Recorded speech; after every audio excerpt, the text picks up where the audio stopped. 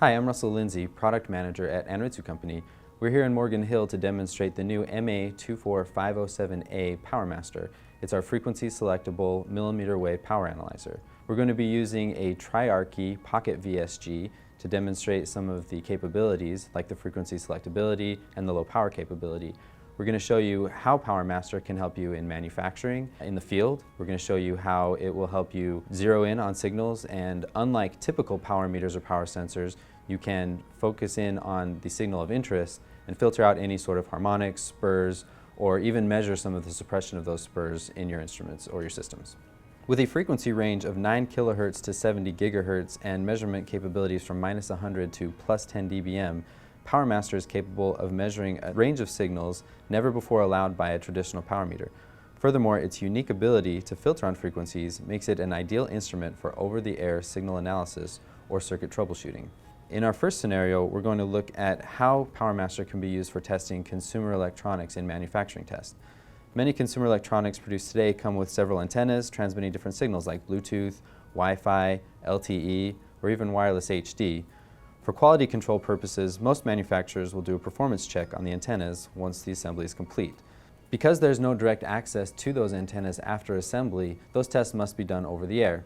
To enable those over-the-air measurements, PowerMaster has a low power capability. Especially at mmWave, there's a lot of propagation loss of those signals. So typical power meters with a narrower dynamic range are not going to be able to see the signals below -30 to -60 dBm.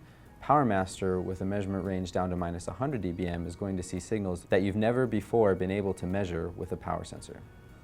In this lab scenario, we're going to be testing a new tablet that's going to be transmitting a Bluetooth, Wi-Fi, LTE, GSM, and wireless HD signal. Our goal is simply to verify that each antenna is on and transmitting at the appropriate frequency. Again, we're simulating this by using the triarchy VSG set at 0 dBm and 1 GHz. It's going to give us a 1 GHz CW signal, and then we're going to see harmonics at 2 GHz, 3, 4, and 5 GHz. And those harmonic signals, we're going to use those to simulate each of the other signals coming from our tablet. Now, to see what the signal coming out of the VSG looks like, let's turn to an Anritsu MS2720T spectrum analyzer. On the spectrum analyzer, you can see each of our signals at each of the frequencies. And if you zoom in on this marker table, you can see that we have peaks at 1, 2, 3, 4, 5 GHz with their corresponding amplitudes. Let's see how those amplitudes compare to our amplitudes from our PowerMaster. Let's go to Power Expert and see what our signals will look like here. We're going to try to look at all 5 signals at once, so we want to be in channel monitor mode. In channel monitor mode, I can select between a channel power or a CW max measurement, which we'll discuss more in a minute. We're going to do CW max to maximize our speed, and we can select a channel span for each of those measurements, and this applies to all 6 frequency ranges. For now, we're going to set that at 20 MHz, which is the max, and we're going to click Apply Above Settings. Now we can come down here and define the frequencies we want to monitor. As we saw in our VSG, we have signals at 1, 2, 3, 4, and 5 GHz. If you were to compare the power levels the PowerMaster is providing in this table, you'd see that those are the same as the power levels in the table from our MS2720T spectrum analyzer. Also provided as extra information is a delta column that will tell you the difference between channel 1 and each of your other channels in the case that you're using this for some sort of harmonic or spur suppression testing. Now let's say for a moment that you don't know which frequencies you have spurs or harmonics at. You know your main frequency or your frequency span, but you don't know where those harmonics reside. In this case, you could use Power Hunter, and in Power Hunter mode, you can define a frequency channel. Let's select 500 MHz to 5.5 GHz to match the span of our spectrum master, and watch as the table updates to give you your power levels at 1 GHz, which is your main frequency, 2 GHz. Notice it jumps to the 5 GHz signal, and if you remember from our screen on our MS2720T, that 5 GHz signal was higher than the 2 and 4 GHz, so it will list that first. Power Hunter is designed to provide you with readings from the highest to lowest power levels. Now from here, if you wanted to, you could then go back to channel monitor using this information and type in these frequencies to monitor your spurs individually. Also, if we want to demonstrate the frequency selectivity, watch what happens if I change my span to 500 megahertz to 1.5 gigahertz. Now you'll see that all of my frequencies reside within that frequency range, and everything besides my main signal is in the noise.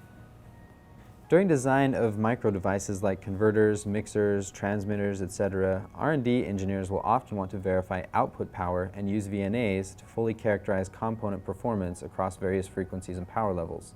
In these types of tests, the two instrument characteristics that are most important are generally measurement speed and power measurement range. Engineers will want to characterize the components at as many power levels as possible and as fast as possible. Thanks to its unique design, PowerMaster can provide a more robust characterization with the ability to balance between measurement speed and noise floor. When measuring higher power signals, PowerMaster has above average measurement speeds, but can also be adjusted to provide the industry's best low power range to measure signals as low as -100 dBm.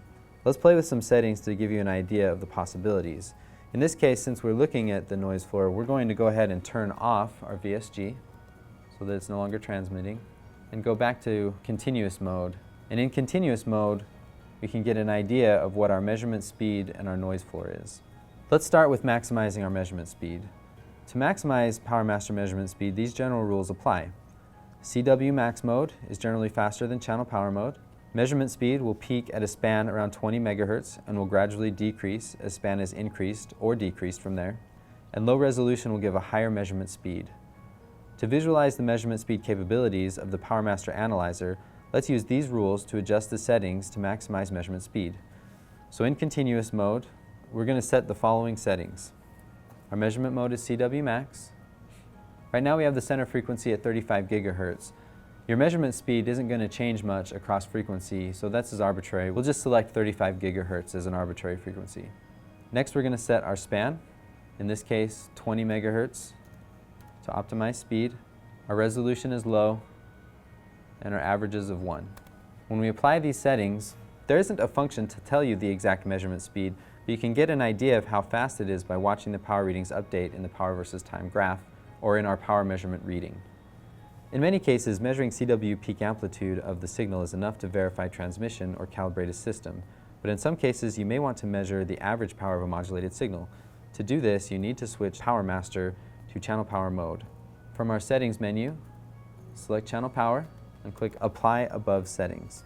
You'll see here that our noise floor jumps up. This is because PowerMaster is aggregating the power across the entire frequency span.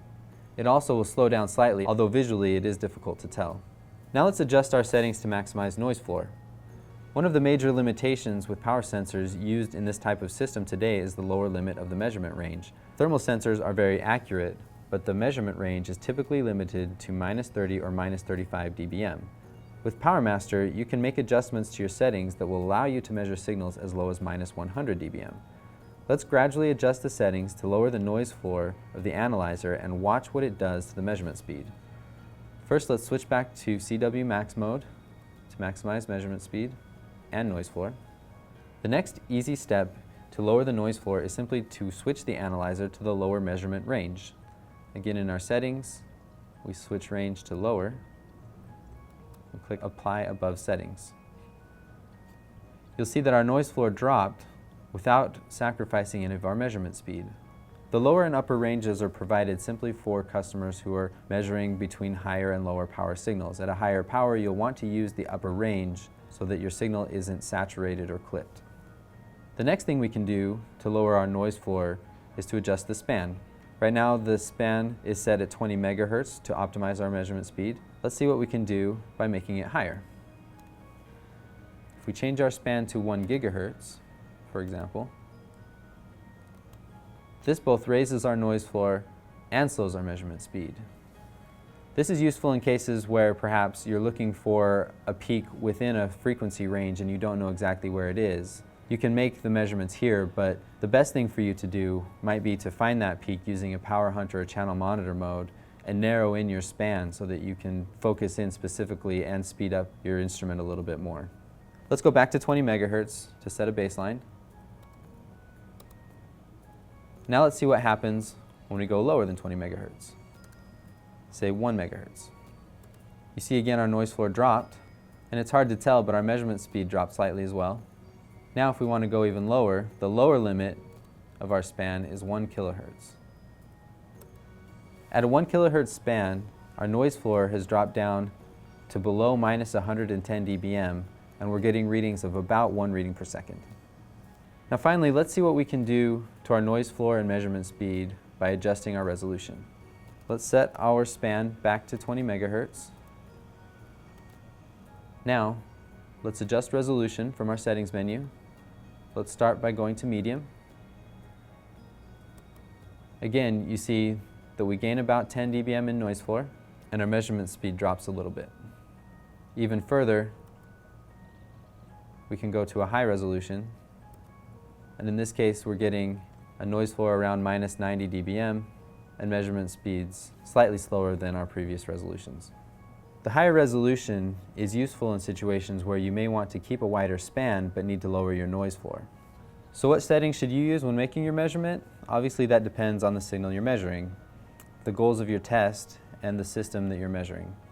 If your system is producing a high power signal, there's no need to bog down the sensor with settings that will minimize the noise floor. But if you have the lower power signals and are able to sacrifice the measurement speed, you can measure your signals as low as minus 100 dBm. In conclusion, PowerMaster is a unique tool for making RF power measurements. It allows users the flexibility to optimize performance to their own needs and make frequency-dependent power measurements that traditional power meters and power sensors cannot make. Thank you for joining us today. If you have more questions about PowerMaster, you can find more information on the web at nritsu.com or contact your local sales rep.